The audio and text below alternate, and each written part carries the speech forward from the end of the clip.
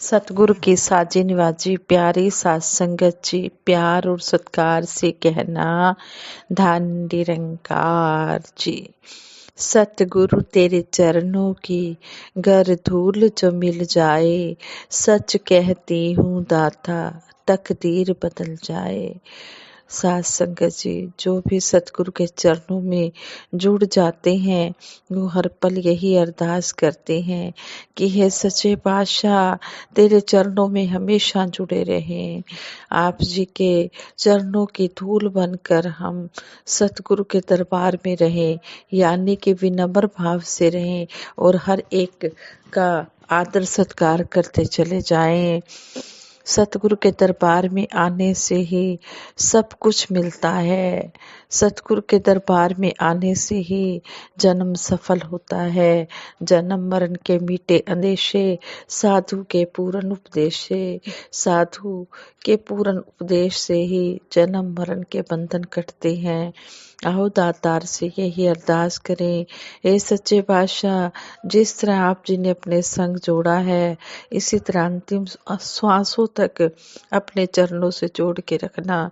इसी तरह हम सेवा सिमरन सत्संग करते रहें, संतों महापुरुषों के सतगुरु के दीदार करते रहें, इन अमोलक वचनों को सुनते रहें जो हमें अमोलक हीरे मोती रतन जवाहरात ये सत्संग से मिलते हैं।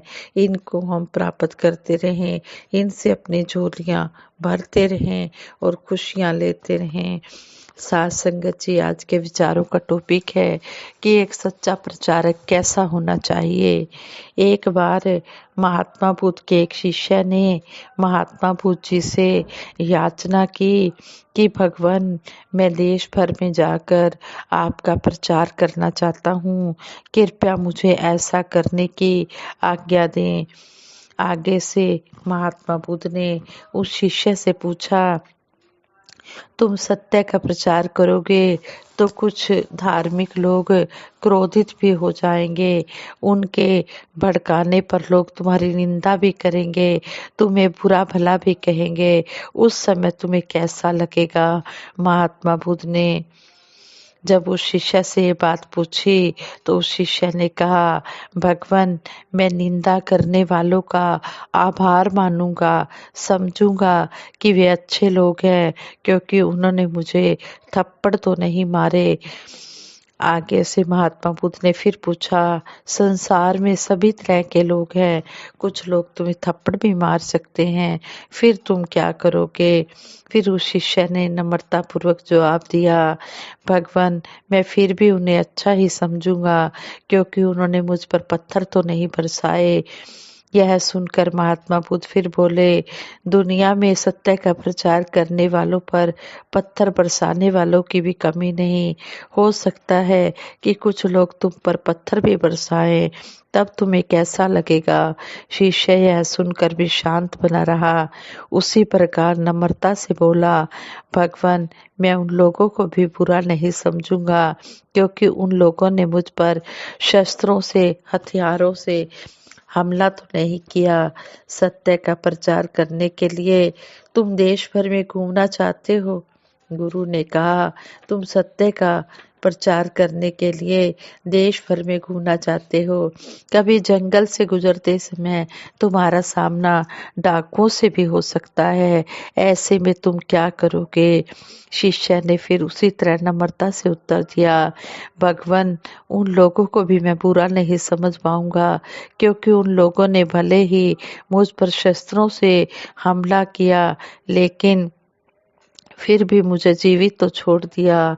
फिर महात्मा बुद्ध गंभीर बने रहे और फिर बोले, थोड़ी देर गंभीर बने रहे, फिर बोले, डाकू तुम्हारी जान भी ले सकते हैं, कुछ कट्टरपंथी भी तुम पर हमला कर सकते हैं।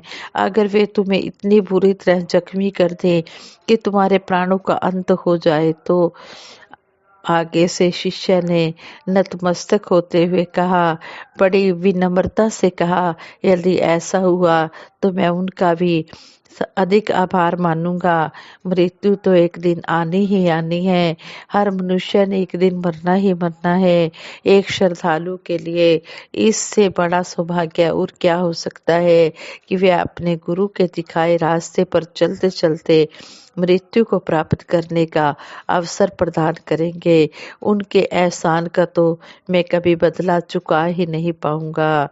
शिष्य की बातें सुनकर महात्मा बुद्ध आत्म विभोर हो उठे। उन्होंने खुशी से उसे आशीर्वाद देते हुए कहा, तुम सत्य का प्रचार करने अवश्य जाओ। सच्चा प्रचारक वही है जो किसी भी दशा में किसी का बुरा न सोचे, जो हर बात पे अच्छाई ही ढूंढे, वही सत्य का प्रचार कर सकता है। जाओ, मेरा आशीर्वाद तुम्हारे साथ है।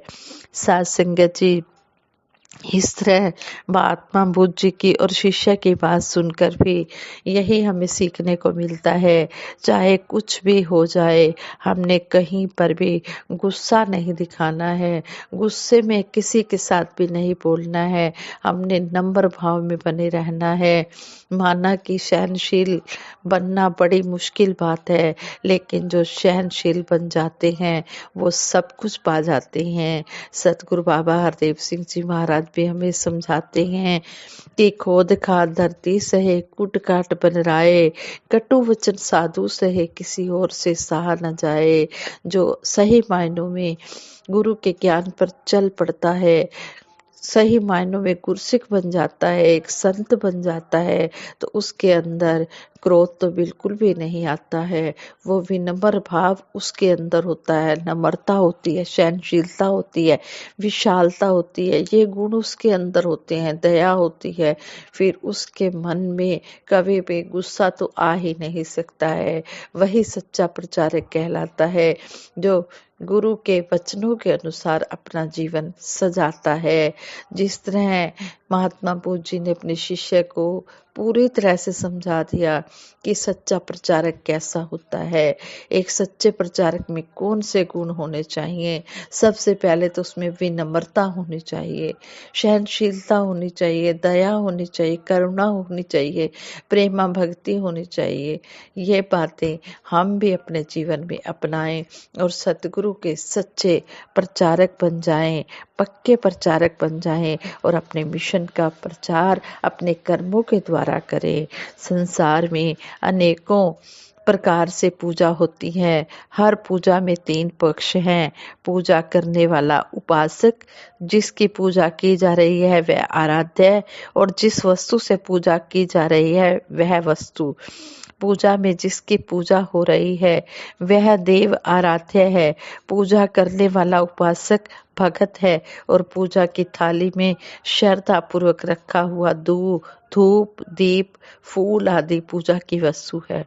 कई बार ऐसा भी होता है कि पूजा की थाली ही नहीं है, वहां निरोल श्रद्धा भाव और मन का समर्पण है। लेकिन ऐसा नहीं हो सकता कि आराध्य देव परमात्मा, गॉड, वाहेगुरु, अल्लाह ही ना हो और पूजा कर ली जाए। सभी की पूजा उपासना में आराध्य अविनाशी सर्वव्यापी प्रभु परमात्मा ही है। भले ही सूक्ष्म होने के कारण यह हमें श्रद्धा, प्रेम, समर्पण भाव की तरह नजर ना आ रहा हो, सभी पूजा प्रार्थनाएं परमात्मा तक पहुंचती हैं, प्रवान भी होती हैं, फलीभूत भी होती हैं।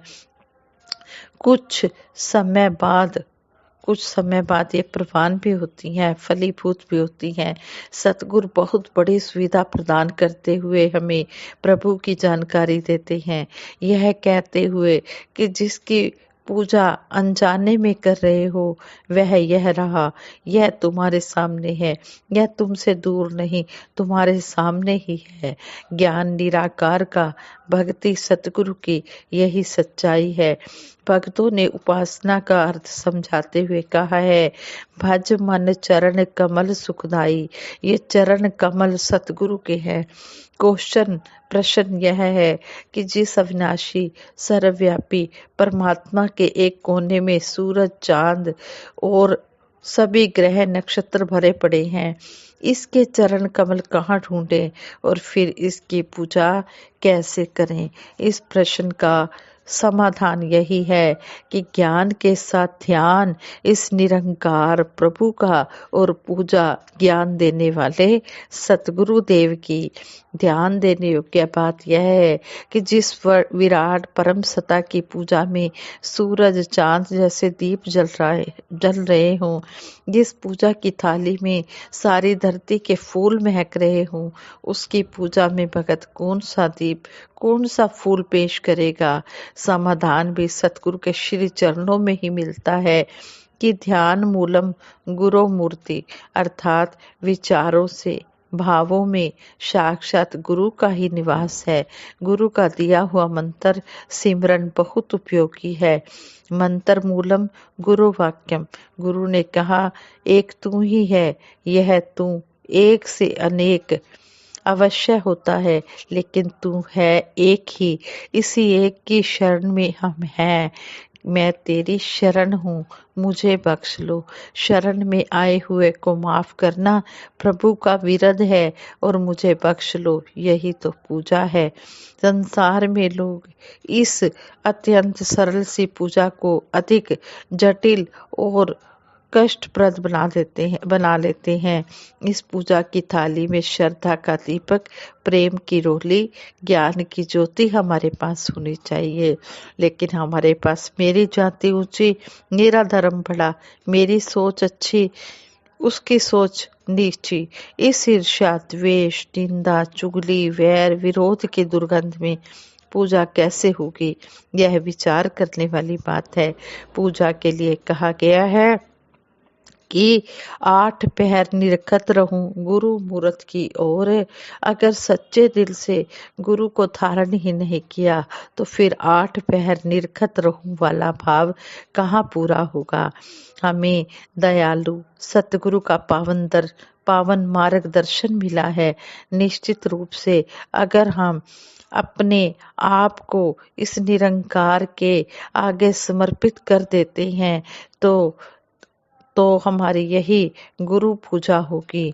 अगर हम ये संकल्प लेते हैं कि हे सच्चे पातशाह, जो कुछ भी आप जी हमें समझा रहे हैं, इन बातों को हमने कर्म रूप में ढालते हुए फिर आगे दूसरों को भी हमने प्रेरणा देकर उनको भी इस मिशन के साथ जोड़ना है, तभी हम सतगुरु की पूजा करने के हकदार हैं। तभी हमारी सच्ची गुरु पूजा हो रही है। अगर हम गुरु पूजा करना चाहते हैं तो गुरु के बताए रास्ते पर चलते चले जाएं, एक होकर इस निरंकार से जुड़ जाएं। हम अपने विश्वास को कभी भी डुलायमान ना करें। सतगुरु के चरणों में यही अरदास करें कि हे दातार मेरा डोले ना इतबार, बख्शो श्रद्धा भक्ति प्यार, करा मैं संतां दा सत्कार। हम हर पल संतों महापुरुषों का सत्कार करते चले जाएं। कभी भी हमारा विश्वास डुलायमान ना हो। चाहे कोई कितना भी हमें डुलायमान करने की कोशिश करे, हम अपने ज्ञान पर दृढ़ विश्वास के साथ जुड़े रहे और यही आशीर्वाद मांगे कि हे दातार सच्चे पातशाह, जिस तरह आप जी ने ज्ञान दिया है इसी तरह ध्यान भी देना, इसी तरह हम आप जी के चरणों में जुड़े रहें और आनंद प्राप्त करते रहें। सारे संसार के लिए दासी यही अरदास यही प्रार्थना करती है कि हे सच्चे पातशाह, तेरा रूप है संसार सबदा भला करो करतार, साडी मांग है दातार। साथ संगत जी प्रेम से कहना, धन निरंकार जी।